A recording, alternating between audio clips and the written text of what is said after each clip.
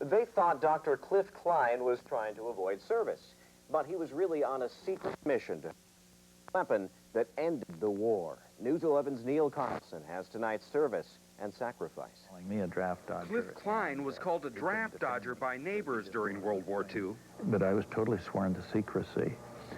And penalty of telling what I was doing, you would be executed. Firing squad. But Klein was not a draft dodger. He had been recruited by the government for his scientific knowledge to help develop the atom bomb. But during the war, even Klein's parents didn't know what he was doing.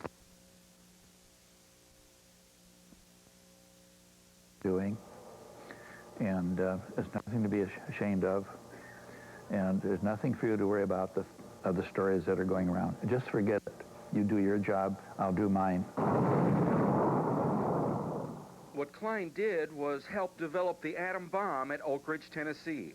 By the time it was actually dropped at Hiroshima and Nagasaki, instantly killing 140,000 people, Klein had already entered medical school at UND. You have to look at it this way to have a clear mind. If the war would have continued past both bombs, many, many more times the population would have been killed, innocent people, with further war.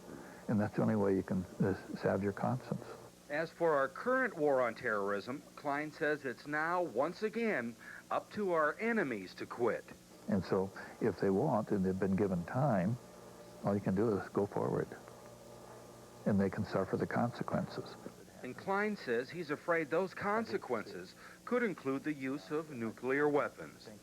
If you have enemies like bin Laden and so on, if they aren't going to surrender, you have to keep on fighting. We're fighting other people's war, I think, to preserve ourselves. Neil Carlson, KVLY News 11. Klein went on to a long career in medicine.